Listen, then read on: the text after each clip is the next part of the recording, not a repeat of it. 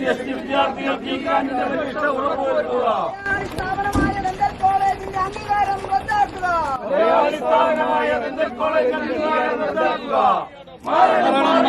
മാറ്റിപ്പാടിയണം.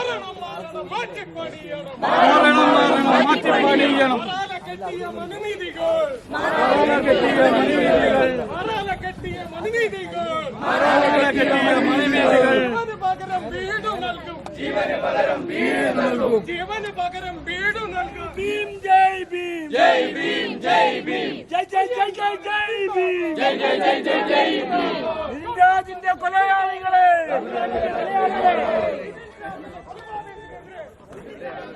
സവർണ ഫാസിസ്റ്റുകൾ ഈ കോളേജിനകത്ത് നിറഞ്ഞാടുകയാണ്. ഇന്ത്യ സമരവുമായി ബന്ധപ്പെട്ടിട്ടുണ്ടെങ്കിൽ തീർച്ചയായിട്ടും ഇത് ഇവിടെ അവസാനിപ്പിക്കേണ്ടതല്ല.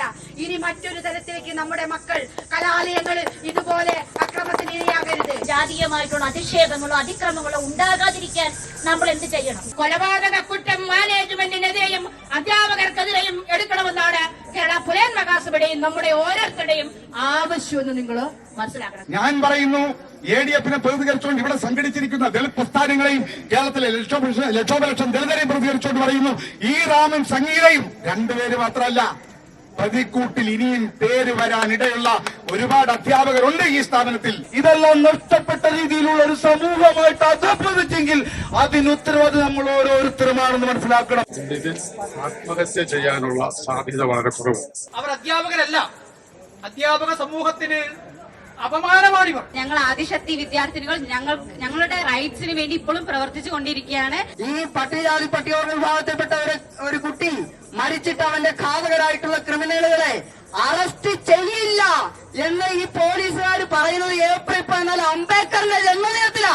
മുഴുവൻ പ്രതികളെയും നിയമത്തിന്റെ മുമ്പിൽ കൊണ്ടുവരിക എന്നുള്ള പ്രഖ്യാപനം ഇന്ന് ഈ സമരത്തിൽ നടത്തുകയുണ്ടായി. ബാബരിശം കാറ്റടിച്ചേ മതിലകത്തു തീയെരിഞ്ഞ്, ബാബരിശം കാറ്റടിച്ചേ മതിലകത്തു തീയെരിഞ്ഞ്, തമ്പുരാന്റെ ആനക്കാരോ ആന കൊണ്ടു തീതെടുത്ത്, തമ്പുരാന്റെ ആനക്കാരോ ആന കൊണ്ടു തീതെടുത്ത്, തന്നാനേ താന പിന്നെ തന്നാനം.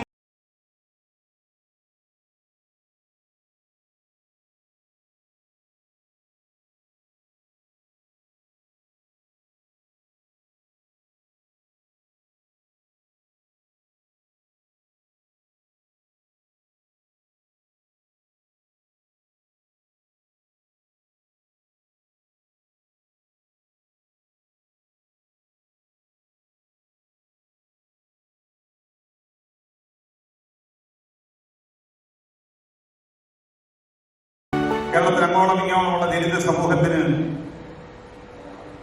ഒരു തീരാ ദുഃഖമായി, തീരാ നഷ്ടമായി നമ്മുടെ കൊച്ചനുജൻ നിതിൻ രാജ് കേരളത്തിലെ ഒരു പ്രൊഫഷണൽ വിദ്യാലയത്തിൽ അഞ്ചരക്കണ്ടി ഡെന്റൽ കോളേജിൽ കഴിഞ്ഞ 10-ാം തീയതി അതിക്രൂരമായി കൊല ചെയ്യപ്പെട്ട സംഭവം. വ്യക്തമായും നാം വിശ്വസിക്കുന്നത് ഇതിനോടകം ലഭിച്ച പോസ്റ്റ്മോർട്ടം റിപ്പോർട്ടിന്റെയും സാഹചര്യ തെളിവുകളുടെയും മറ്റ് സാധ്യതകളുടെയും വെളിച്ചത്തിൽ വളരെ കൃത്യമായി നാം വിശ്വസിക്കുന്നു, പറയുന്നു. അത് വളരെ ആസൂത്രിതമായ ഒരു കൊലപാതകമാണ് നടന്നത്.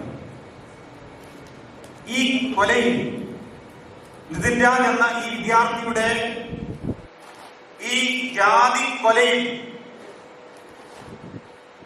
ഇവിടെ ഇന്ന് ആരോപിക്കപ്പെടുന്ന കുറ്റവാളികളായ ആ ടൈം പ്രവർത്തിച്ചു എന്ന് സഹപാഠികളും ഒപ്പം കേരളത്തിലെ ദളിതരും ഉറക്കെ വിളിച്ചു പറയുന്ന റാം എന്ന അധ്യാപകൻ,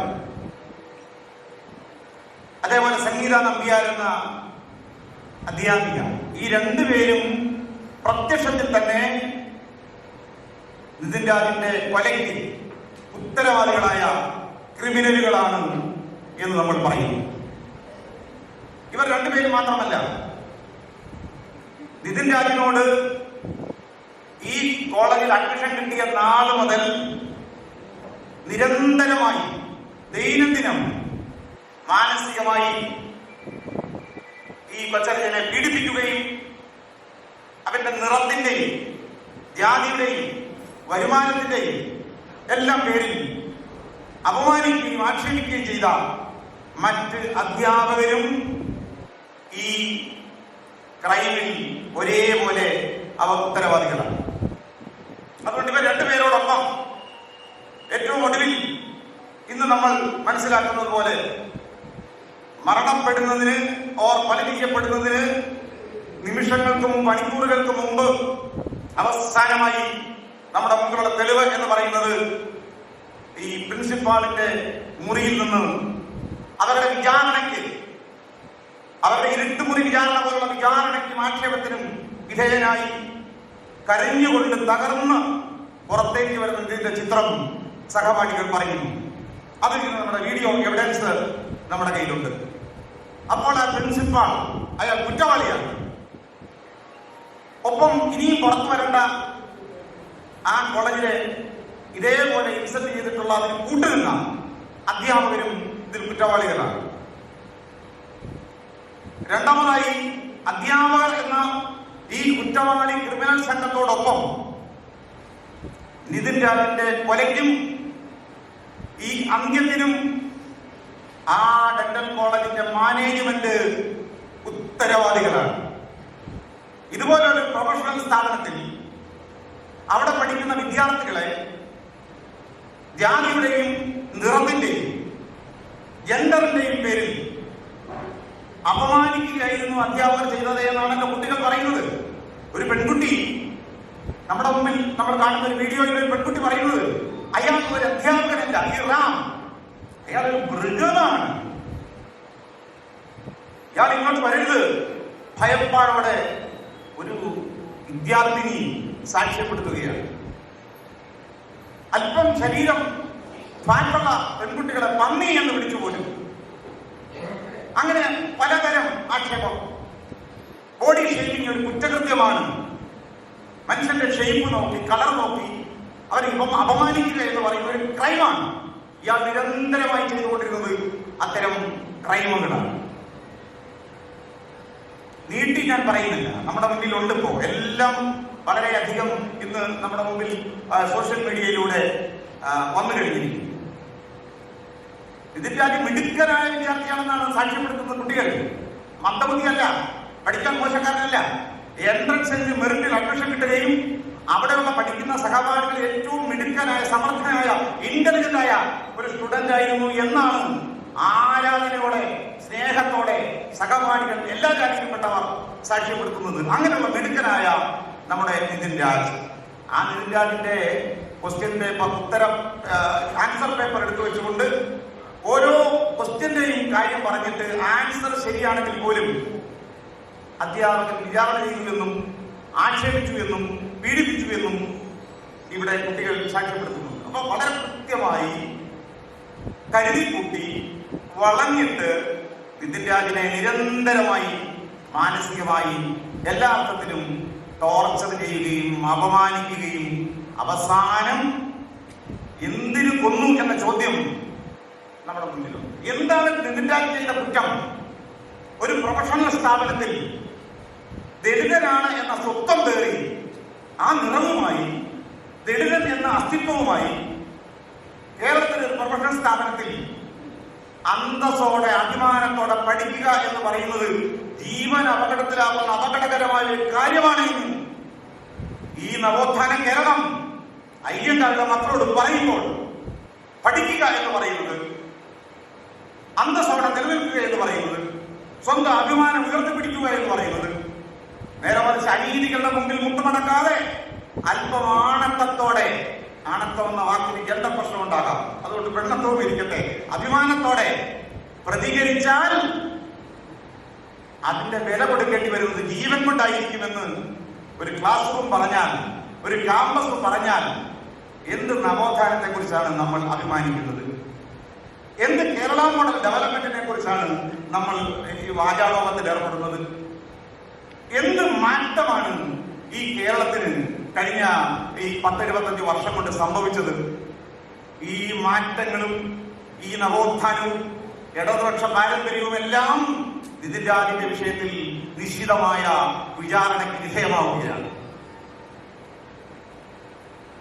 ഇപ്പോൾ ഏറ്റവും ഒടുവിൽ നോക്കൂ, വളരെ കോൾഡ് ബ്ലഡഡ് ആയിട്ടുള്ള ഒരു കൊലപാതകം കോളേജിൽ അരങ്ങേറി. പറഞ്ഞു വന്നാണ് ആത്മഹത്യ. ഇപ്പോഴും ചില ആൾക്കാർ അറിഞ്ഞോ അറിയാതെയോ ആത്മഹത്യ വിഷമിച്ചാൽ ആത്മഹത്യ ചെയ്യാൻ കഴിയുന്നത്. അങ്ങനെയാണെങ്കിൽ പിന്നെ ആത്മഹത്യകളെ നമുക്ക് കാണാൻ കഴിയും. വിഷമങ്ങൾ എവിടെ ഇല്ലാത്തത്? ദുഃഖങ്ങളില്ലാത്ത മനുഷ്യരുണ്ടോ? ദുഃഖങ്ങളില്ലാത്ത വീടുകളുണ്ടോ? പട്ടിണിയില്ലാത്ത മനുഷ്യരുണ്ടോ? അങ്ങനെയാണെങ്കിൽ ആത്മഹത്യ എന്ന് കേരളം എന്ന സ്റ്റേറ്റ് ആക്ട് ഇവിടെ അവിടുന്ന് ഇവിടുന്ന് എല്ലാം വായ്പ എടുത്ത് ആണല്ലോ നമ്മുടെ കേരളം പോലെ ഒരു ലോൺ സ്റ്റേറ്റാണ് കേരളം. അറിയാമല്ലോ, പ്രവാസികളുടെ കയ്യിൽ വായ്പ എടുക്കുന്നു, മറ്റു എല്ലാവരുടെ കയ്യിൽ വായ്പ എടുക്കുന്നു. ഒരു ലോൺ കേരളത്തിലാണ് ജീവിക്കുന്നത്. അപ്പൊ കേരളം തന്നെ സൂയിസൈഡ് ചെയ്യേണ്ടി വരും. അപ്പൊ അങ്ങനെയല്ല, കടമില്ലാത്ത ആരുമില്ല, വായ്പ എടുക്കാത്ത ആരുമില്ല. അതുകൊണ്ട് ഇത് ലോൺ ആപ്പ് എന്നൊക്കെ പറഞ്ഞ് കുറെ ആപ്പിലേക്ക് കാര്യങ്ങളെ കൊണ്ട് വെച്ച് കെട്ടിയിട്ട് ആ നിലയ്ക്ക് വഴിതിരിച്ചു കൊടുക്കുന്നു. ഈ റാമും സംഗീത നമ്പ്യാരും ഒളിച്ചിരിക്കുന്നത് കേരളം ഭരിക്കുന്ന ഭരണചക്രം തിരിക്കുന്ന വ്യക്തികളുടെ അനുഗ്രഹാശിസുകളോടെ സ്റ്റേറ്റിന്റെയും പോലീസിന്റെയും എല്ലാവിധമായ ഒത്താശയോടെ അവരുടെ സംരക്ഷണയിലാണ്. 24 മണിക്കൂർ വേണ്ട, ഒരു മിനിറ്റ് കൊണ്ട് ഈ കുറ്റവാളികളെ നിയമത്തിന് മുമ്പിൽ കൊണ്ടുവരാം, അവരെ അറസ്റ്റ് ചെയ്യാം. അതിനുള്ള പോലീസ് സംവിധാനം ഇവിടെ ഉണ്ട്. പക്ഷേ നോയിഡയിൽ പോയിരിക്കുക, ആപ്പുകാരെ തേടി, ലോൺ ആപ്പുകാരെ തേടി നോയിഡയിൽ പോയി, എന്നിട്ട് അവരെ പിടിച്ചോണ്ട് വന്ന് കേരളത്തിൽ കൊണ്ടുവന്നിരിക്കുക. എന്തിന്? നമ്മുടെ കൺമുന്നിൽ കുറ്റം ചെയ്തവരോട് നിൽക്കുമ്പോൾ അവനെ അറസ്റ്റ് ചെയ്യാതെ അവനെ ഒളിവിൽ താമസിക്കാൻ സഹായിച്ചിട്ട് ആ കേസ് നടപടികളോടും ശക്തമായി നീക്കാതെ ജാമ്യമെടുക്കാൻ അവരെ സഹായിച്ചുകൊണ്ടിരിക്കുന്ന ഒരു സ്റ്റേറ്റ് ആരെ കളിപ്പിക്കാനാണ് ലോൺ ആപ്പ് പറയുന്നത്? ഒരു ദളിതനായ ഭരണഘടനാപരമായ ആനുകൂല്യങ്ങൾ ലഭിക്കേണ്ട, ലീഗിനാൽ ലഭിക്കേണ്ട, സ്കോളർഷിപ്പ് ലഭിക്കേണ്ട ഒരു SC വിദ്യാർത്ഥി പഠനാവശ്യത്തിന് വേണ്ടിയോ അല്ലാതെയോ പണം വായ്പ എടുക്കേണ്ടി വന്നാൽ അവന്റെ ഇല്ലായ്മയ്ക്ക് ഉത്തരവാദി ആരാണ്? സമയത്ത് അഡ്മിഷന് 30,000 രൂപ കെട്ടിവെക്കേണ്ടി വന്നു ഈ കുടുംബത്തിന്. സമയത്ത് ഗവൺമെന്റിൽ നിന്ന് കിട്ടേണ്ട ആനുകൂല്യങ്ങൾ കിട്ടിയിരുന്നു. ഇതിന്റെ അതിന് മാത്രമല്ലല്ലോ, 150-150ഓളം കുട്ടികളാണ് ഈ ഗ്രാന്റുകൾ കിട്ടാതെ ഹയർ വിദ്യാഭ്യാസ സ്ഥാപനങ്ങളിൽ പഠനം നടത്തിയിരിക്കുന്നത് കഴിഞ്ഞ 10 വർഷത്തിന്റെ ഉള്ളിൽ.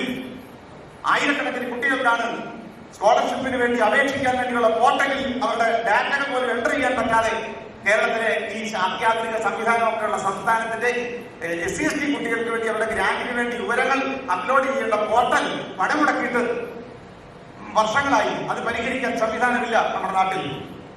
ഇതാണ് അവസ്ഥ. നിങ്ങൾക്കറിയാം, കോടിക്കണക്കിന് രൂപ ലാപ്സാക്കി കളഞ്ഞിരിക്കുന്നു നമ്മുടെ കുട്ടികളുടെ ഈ ഗ്രാന്റ്, SC ഡെവലപ്മെന്റിനുള്ള പൈസ. അപ്പൊ ഇതൊക്കെ ഒരു പ്രശ്നമാണ്. ഇതിന്റെ കൂടെ വിക്റ്റിമാണ് ഇതിന്റെ ഞാൻ പറഞ്ഞു വന്നത്. എന്താണ് ഇപ്പൊ പോലീസ് ചെയ്യുന്നത്? മറ്റവർക്ക്, കുറ്റവാളികൾക്ക് ജാമ്യം കിട്ടാൻ അട്രോസിറ്റീസ് ആക്ട് അനുസരിച്ച് കേസെടുക്കേണ്ടതാണ്. കാരണം കൈവിന് വിധേയമായത് കൊല ചെയ്യപ്പെട്ടത് SC വിഭാഗത്തിൽപ്പെട്ട ഒരു കുട്ടിയാണ്. അതുകൊണ്ട് അട്രോസിറ്റീസ് ആക്ട് അനുസരിച്ച് ആ കേസ് രജിസ്റ്റർ ചെയ്താൽ അവരെ എത്രയും വേഗം അറസ്റ്റ് ചെയ്യണം. ജാമ്യത്തിന് അർഹതയില്ല. 1, 2, 3 FIR-കളൊക്കെയാണ് തട്ടിക്കുട്ടി ഉണ്ടാക്കിയത്. അതിനകത്തൊക്കെ പറയുന്നത് BNSS അനുസരിച്ച് 194 എന്നൊക്കെ പറയുന്നത് അസ്വാഭാവിക മരണമെന്ന് പറയുന്നത് ദുർബലമായ വകുപ്പുകൾ കിട്ടും. ആ കുടുംബത്തിന്റെ പരാതിയിൽ ഇപ്പോഴും കൃത്യമായ FIR എടുത്തുകൊണ്ട് കേസ് മുന്നോട്ട് പോകുന്നില്ല. അപ്പോൾ ഇതിൽ അധ്യാപകർ കുറ്റവാളികളാണ്. മാനേജ്മെന്റ് ഇത്തരം ആൾക്കാരെ ആരാണെന്ന് പോലും അറിയാം. ചില കുട്ടികൾ പറയുന്ന ആരാ മാനേജ്മെന്റ് നമുക്ക് അറിയില്ലെന്നാണ്. വെറും പണം ഉണ്ടാക്കാൻ വേണ്ടി, തട്ടിപ്പ് നടത്താൻ വേണ്ടി, കൊള്ളയടിക്കാൻ വേണ്ടി വിദ്യാഭ്യാസം എന്ന് പറയുന്നത് ഒരു കച്ചവടമായി മാറിയിരിക്കുന്നു. ഇവിടെ വിദ്യാഭ്യാസം എന്നൊക്കെ പറയുന്നതിന് വലിയ മൂല്യങ്ങളുണ്ട്. അത് സംസ്കാരമാണ്. വിദ്യാഭ്യാസം എന്ന് പറയുന്നത് ജനാധിപത്യമാണ്. അത് അറിവിന്റെ ഇടങ്ങളാണ്, നീതിയുടെ ഇടങ്ങളാണ്. പക്ഷെ ഇവിടെ വിദ്യാഭ്യാസം എന്ന് പറയുന്നത് പണമുള്ള ജാതിക്കാർക്കും മേലാളന്മാർക്കും പണം ഉണ്ടാക്കാനും, കോഴ മേടിക്കാനും, നിയമനം നടത്താനും, തട്ടിപ്പ് നടത്താനും ഒക്കെയുള്ള ഒരുതരം ബാങ്ക് ബ്ലേഡ് സംഭവങ്ങളായി, കമ്പനികളായി മാറിയ ഒരു കാലത്ത് ശരാശരി വിദ്യാഭ്യാസത്തിനെതിരെ സമരം നയിച്ചവന്മാരൊക്കെ ഇത് യഥേഷ്ടം ശാസ്ത്രീയ കോളേജുകളും സ്വകാര്യ കോളേജുകളും ഒക്കെ രാജ്യ പ്രമാണിമാർക്ക് അനുവദിച്ചു കൊടുത്തിട്ട് പൈസ വാങ്ങുന്ന ഒരു പണിയിലാണ്. ആ നിലയ്ക്ക് ഈ അറിവ് വിദ്യാഭ്യാസത്തെ വാണിജ്യവൽക്കരിക്കുകയും അറിവിനെ കമ്പോളവൽക്കരിക്കുകയും ചെയ്യുന്ന ഒരു കാലത്ത് ആർക്ക് എവിടെ ഇരുന്ന് റിമോട്ട് കൺട്രോളിൽ കോളേജുകൾ നടത്താമെന്നതല്ല ഇത് കാണിക്കുന്നത്. ഇപ്പോഴും മാനേജ്മെന്റ് നമ്മുടെ മുമ്പിലില്ല. ഇത്ര ഒരു സംഭവം ഉണ്ടായിട്ട് അതിലൊരു ക്ഷമാപണം നടത്താൻ, അല്ലെങ്കിൽ അതിനകത്തൊന്ന് അപലപിക്കാൻ, അതിനൊന്ന് തള്ളിപ്പറയാൻ എന്താണ് മാനേജ്മെന്റ് നാവില്ലാത്തത്, നമ്മുടെ മുമ്പിൽ വരാത്തത്? അതുകൊണ്ട് ഞാൻ പറയുന്നത്, ഈ കൊലയ്ക്ക് ഈ കോളേജ് നടത്തുന്ന ഈ മാനേജ്മെന്റ് കൃത്യമായി ഉത്തരവാദികളാണ്. മാസങ്ങളായി കുട്ടികൾ അനുഭവിക്കുന്ന പലതരം വേദനകളും പരാതികളും ഒക്കെ രക്ഷകർത്താക്കൾ പറഞ്ഞെങ്കിലും മാനേജ്മെന്റ് മുമ്പിൽ എത്തിയിട്ടുണ്ടാവുമല്ലോ. ഇത് പരിഹരിക്കാൻ എന്ത് സംവിധാനം ചെയ്തു? കുട്ടികളുടെ അവകാശമാണ് അന്തസ്സായ പരിഗണന കിട്ടുക എന്ന് പറയുന്നത്, പഠിക്കാനുള്ള പ്രചോദനാത്മകമായ അന്തരീക്ഷം ഉണ്ടാവുക എന്ന് പറയുന്നത്, പോസിറ്റീവായിട്ടുള്ള പഠനാന്തരീക്ഷം എന്ന് പറയുന്നത് പഠിക്കുന്ന ഒരു വിദ്യാർത്ഥിയുടെ റൈറ്റാണ്. ഇവിടെ റൈറ്റ് ടു എഡ്യൂക്കേഷൻ ആക്ടുള്ള ഒരു രാജ്യമാണ് നമ്മുടേത്. പഠിക്കുക എന്നത് അവകാശമാണ്, ഭരണഘടനാപരമായ അവകാശമാണ്. അവിടെ ഇത്രത്തോളം വിദ്യാഭ്യാസത്തിന്റെ മറവിൽ ഈ കുട്ടികളെ ഇങ്ങനെ ഇഞ്ചിഞ്ചായി പീഡിപ്പിക്കുന്ന ഇരുട്ടുമുറികളായി ഒരു കലാലയം മാറിയപ്പോൾ ഒന്നും ചെയ്യാത്തൊരു മാനേജ്മെന്റ്, അതിനു മുകളിൽ ഇതിനൊക്കെ ലൈസൻസ് കൊടുക്കുന്ന ഒരു സർക്കാർ, ഇങ്ങനെയൊക്കെ ഇരുട്ടുമുറികൾ ഉണ്ടാക്കി കുട്ടികളെ കൊല്ലാനും ആത്മഹത്യ അവരെ പ്രേരിപ്പിക്കാനും അവരെ മർദ്ദിക്കാനും ആക്ഷേപിക്കാനും ഒക്കെ ഉള്ള ലൈസൻസ് കൊടുക്കുന്ന ഒരു വകുപ്പിന്റെ പേരാണ് വിദ്യാഭ്യാസ വകുപ്പ് എന്ന് പറയുന്നത്. വിദ്യാഭ്യാസ വകുപ്പ് മെഡിക്കൽ സ്ഥാപനമായതുകൊണ്ട് അതിനെ നിയന്ത്രിക്കാൻ ഒരു ആരോഗ്യ വകുപ്പ്, ഇനി ഇവിടെ ക്രൈം ചെയ്ത് കഴിഞ്ഞാൽ അതിന്മേൽ ഇടപെടാൻ ഒരു ആഭ്യന്തര വകുപ്പ്. എന്താണ് ഇവരുടെയൊക്കെ ജോലി? ഇപ്പോ ആർക്കും ഒരു വിധിയാട്ടമില്ല. എവിടെ ഈ ക്രൈം നടന്നത്? കർമ്മടം എന്ന മണ്ഡലത്തിൽ. ആരുടെ മണ്ഡലമാണ്? കേരള മുഖ്യമന്ത്രി പിണറായി വിജയന്റെ മണ്ഡലമാണ്. സ്വന്തം മണ്ഡലത്തിൽ ഒരു ദളിത് കുട്ടിയെ ഇങ്ങനെ കൊല ചെയ്തപ്പോൾ കിലോമീറ്ററുകൾ മാത്രം ദൂരമുള്ള ആ മണ്ഡലത്തിൽ അവിടേക്ക് അദ്ദേഹത്തിന്റെ മണ്ഡലത്തിലെ ഓഫീസിൽ നിന്ന് അവിടേക്ക് വന്ന് സന്ദർശിക്കാൻ, അല്ലെ തിരുവനന്തപുരത്ത് നിന്ന് അങ്ങോട്ട് വാഹന നടപടികൾ വേണോ വേണ്ടോ എന്നൊക്കെ പോട്ടെ, മുഖ്യമന്ത്രി എന്തുകൊണ്ട് അദ്ദേഹത്തിന്റെ മണ്ഡലത്തിൽ നടന്ന ഈ കുറ്റകൃത്യത്തെ വേണ്ട രീതിയിൽ കണ്ടില്ല, ഒന്ന് വിസിറ്റ് ചെയ്തില്ല, ആ കുടുംബത്തെ സന്ദർശിച്ചില്ല, ഗവൺമെന്റ് നിലപാട് പ്രഖ്യാപിച്ചില്ല? അപ്പോൾ മാനേജ്മെന്റിനെ പോലെ ഈ വിഷയത്തിൽ ഗവൺമെന്റ് പ്രതികൂട്ടിലാണ്. കേരളത്തിലെ ആഭ്യന്തര വകുപ്പ്, കേരളത്തിലെ പോലീസ് സംവിധാനം പ്രതികൂട്ടിലാണ്. ഇത് മുഴുവൻ കാണിക്കുന്നത് കേരളത്തിലെ ദലിതരോടുള്ള, ആദിവാസികളോടുള്ള, അവരുടെ പുതിയ തലമുറയോടുള്ള സമീപനമാണ്. കേരളത്തിന്റെ പൊതുബോധം ക്ലാസ് റൂമിൽ മാത്രമായിട്ട് നമ്മൾ വലിയ നീതിയും മര്യാദയൊന്നും പ്രതീക്ഷിക്കേണ്ടതില്ല എന്ന് എന്റെ അഭിപ്രായം. അട്ടപ്പാടിയിൽ പട്ടിണി കിടന്നവൻ ആഹാരം എടുത്തപ്പോൾ അവനെ ഇങ്ങനെ ആൾക്കൂട്ടപ്പരയ്ക്ക് വിചാരണ ചെയ്ത് തല്ലിക്കൊന്ന മധുവിന്റെ പ്രശ്നം നമ്മുടെ മുമ്പിലുണ്ട്. കോഴിക്കോട് മെഡിക്കൽ കോളേജിൽ ആദിവാസിയായ ഒരു ചെറുപ്പക്കാരൻ അവന്റെ ഭാര്യ ഗർഭിണിയായി വാർഡിൽ കിടക്കുമ്പോ കാവലിരിക്കുക പുറത്ത്. പക്ഷെ സെക്യൂരിറ്റികൾ നോക്കിയപ്പോ അവനെ കണ്ടാൽ നല്ല ലക്ഷണം. കാരണം എന്താ? ദലിതനാണ്, ആദിവാസിയാണ്, അവനെ തല്ലി കെട്ടിത്തൂക്കുകയാണ് അവിടെ പുറത്ത്. ഇവിടെ പേരുണ്ടടയിലോ ബിന്ദുവിന്റെ അവസ്ഥ എന്താ? കള്ളിയാണെന്ന് പറഞ്ഞ് പരാതി കൊടുക്കുന്നു, ആഭരണം വീട്ടിൽ നിന്ന് കണ്ടെടുക്കുന്നു. എന്നിട്ടോ മൂത്രപ്പരയിൽ പോയി വെള്ളം കുടിക്കാൻ പറയുന്ന ഒരു പോലീസാ ഈ തലസ്ഥാന നഗരിയിലെ പോലീസ് എന്ന് പറയുന്നത്. ഇങ്ങനെ എത്ര പരമ്പരകളാണ് നമ്മൾ മുമ്പിലുള്ളത്. ഇവിടെയല്ലേ കെട്ടിടത്തിന്റെ മുകളിൽ നിന്ന് ഈ ഹയർ സെക്കൻഡറി ബിൽഡിങ്ങിന്റെ മുകളിൽ നിന്ന് രജനീയ സ്ഥാനത്ത് ചാടി താഴെ വീണത്. അപ്പോ നമ്മുടെ നാടിന്റെ പൊതുബോധം ഇതാണ്. ഇത് കോളനിയിൽ ഇങ്ങനെയാണ്, ഇത് കോളേജിൽ ഇങ്ങനെയാണ്, ഇത് ക്ലാസ് റൂമിൽ ഇങ്ങനെയാണ്, എവിടെയും ഇങ്ങനെയാണ്. ദലിതർക്കെതിരായ കുറ്റകൃത്യങ്ങൾ പെരുകിക്കൊണ്ടിരിക്കുന്നു, അപമാനങ്ങൾ വർദ്ധിച്ചുകൊണ്ടിരിക്കുന്നു. നമുക്ക് എന്തും ഇടവില്ലല്ലോ. ഇപ്പോ ഒരു മന്ത്രി പോലും പട്ടികജാതിക്കാരെ വേണ്ടെന്ന് തീരുമാനിക്കുന്ന ഒരു രാഷ്ട്രീയ പ്രബുദ്ധതയാണ് നമ്മുടെ കേരളത്തിൽ പറയാനുള്ളത്. ജനറൽ മണ്ഡലത്തിൽ പട്ടികജാതിക്കാരെ മത്സരിക്കേണ്ടവർ, സീറ്റ് കൊടുക്കേണ്ടവർ വിചാരിക്കുന്ന ഒരു ജാതിബോധമാണ് നമ്മുടെ രാഷ്ട്രീയത്തെ നിയന്ത്രിക്കുന്നത്. എല്ലാം അങ്ങനെ തന്നെയാണ്. 14 MLA നമുക്കുണ്ട്, 16 പേര്. ഈ നിതിൻരാജ് വിഷയത്തിലടക്കം ഇപ്പോൾ അവർക്ക് അധികാരമുണ്ടോ ഇല്ലയോ എന്നുള്ളതല്ല, ഒന്ന് പ്രതികരിക്കാൻ, സമുദായത്തിന് ഒരു പ്രശ്നം വന്നാൽ വാ തുറന്ന് അക്ഷരം പറയാൻ മിണ്ടാൻ കഴിയാത്ത മൗന വ്രതമെടുക്കേണ്ട ഗതികേടിലാണ് നമ്മളെ പ്രതികരിക്കുന്ന രാഷ്ട്രീയ പാർട്ടി നേതാക്കന്മാർ, പട്ടികജാതി MLA-മാർ, MP-മാർക്കെല്ലാം. എവിടേക്കാണ് നമ്മൾ പോകുന്നത്? സ്റ്റാഫ് റൂം എന്ന് പറഞ്ഞത് ശരിക്കും ഒരു കൊള്ളസംഖ്യയിലും ഭീകര കേന്ദ്രമാണ്. അവിടൊക്കെ നടക്കുന്ന പ്രശ്നങ്ങളാണ് ശരിക്കും ഇത്തരത്തിലുള്ള പ്രശ്നങ്ങളെ നമ്മുടെ കുട്ടികൾ അഭിമുഖീകരിക്കേണ്ടത്. ജാതിയുടെ അടിസ്ഥാനത്തിലും നിറത്തിന്റെ പേരിലും ഒക്കെ അനുഭവിക്കുന്ന ഒരാളാണ് ഞാൻ. നിങ്ങൾ സോഷ്യൽ മീഡിയ ഞാൻ ഒരു പാട്ടിട്ടാൽ പോലും പിന്നെ വേടൻ, ഞാനിവിടെ പടമിട്ടിരുന്നു, അപ്പൊ പറഞ്ഞു വേടന്റെ അച്ഛനാണെന്നാണ് എന്നെ അഡ്രസ് ചെയ്തത്. അതൊന്നും എനിക്കൊരു പ്രശ്നമില്ല. പക്ഷെ ഞാനിത് എന്റെ കാര്യങ്ങൾ വളരെ കൃത്യതയോടെ നിലപാടോടെ ഞാനിങ്ങനെ പറഞ്ഞുകൊണ്ടിരിക്കും. എന്തായാലും എന്റെ സമൂഹത്തിന് വേണ്ടി ഒരു ശബ്ദമായി പന്തളം പാലിന് എന്തും ഉണ്ടാവുന്നത് യാതൊരു സംശയമില്ല. അപ്പൊ പറയും നിങ്ങൾ ജാതി മാറി കേട്ടു. ജാതി മാറി കിട്ടണം എന്നാണ് ഡോക്ടർ B.R. അംബേദ്കർ പറഞ്ഞത്. എങ്കിൽ മാത്രമേ ഈ നാട്ടിലെ ജാതി വ്യവസ്ഥ മാറുള്ളൂ എന്നുള്ളൊരു സംശയമില്ലാത്തൊരു കാര്യമാണ്. അത് സംശയമില്ലാത്ത കാര്യമാണ്. ഇന്നലെ പൂവാറിൽ ഒരു കല്യാണത്തിന് പോയിരുന്നു. അവിടെ മിശ്രവിവാഹമായിരുന്നു. നമ്മുടെ വിവാഹങ്ങളാണ്. മിശ്രവിവാഹങ്ങൾ വന്നെങ്കിൽ മാത്രമേ നമ്മുടെ നാട്ടിലെ ജാതി വ്യവസ്ഥ മാറുള്ളൂ എന്നുള്ളത് യാതൊരു സംശയമില്ല. മറ്റുള്ളവരുടെ മുന്നിൽ പ്രതിലേക്ക് നമ്മൾ ചെന്ന് നിൽക്കണമെങ്കിൽ ഞാൻ വേറൊരു കമ്മ്യൂണിറ്റിക്ക് എടുത്ത് പറഞ്ഞ ആ പ്രിവിലേജ് ഒന്നും എനിക്ക് ഇന്നേ വരെ കിട്ടിയിട്ടില്ല, അത് കിട്ടാനുമല്ല. പക്ഷെ നമ്മൾ നമ്മുടെ കാര്യം പറഞ്ഞ് മുന്നോട്ട് തന്നെ പോകണം. നമുക്ക് വേണ്ടി സത്യക്കാൻ നമ്മൾ മാത്രം ഉണ്ടാവുള്ളൂ എന്നുള്ളൊരു ചിന്ത നമ്മുടെ സഹോദരങ്ങൾക്കൊക്കെ ഉണ്ടാകണമെന്ന് മാത്രം പറഞ്ഞുകൊണ്ട് 28 നടക്കുന്ന ഹർത്താൽ വലിയ വിജയമാകട്ടെ, സമാധാനപരമായിരിക്കും. കാരണം ഒരു പ്രശ്നം ഉണ്ടാകുമ്പോൾ നമ്മളെ സംരക്ഷിക്കാൻ ആരുമില്ല എന്നുള്ളതിൻ്റെ ഒരു തെളിവ് കൂടിയാണ് ഇത്രയും ദിവസമായിട്ടും ഈ കുറ്റവാളികളായ അധ്യാപകരെ അറസ്റ്റ് ചെയ്യാനോ അല്ല അവരെ കണ്ടെത്താനോ അവർക്ക് സംരക്ഷണം ഒരുക്കുന്ന ആരാണെന്ന് പോലും നമുക്ക് അറിഞ്ഞു കൊടുക്കണം. അപ്പൊ അത്തരത്തിലാണ് കാര്യങ്ങൾ കിടക്കുന്നത്. ഈ തിരിച്ചറിവ് നമുക്ക് ഉണ്ടായിരിക്കണം. ആ കുടുംബത്തിന് നേടി കിട്ടുന്നതിന് വേണ്ടി നമുക്കെല്ലാം ഒരുമിച്ച് നിൽക്കാം.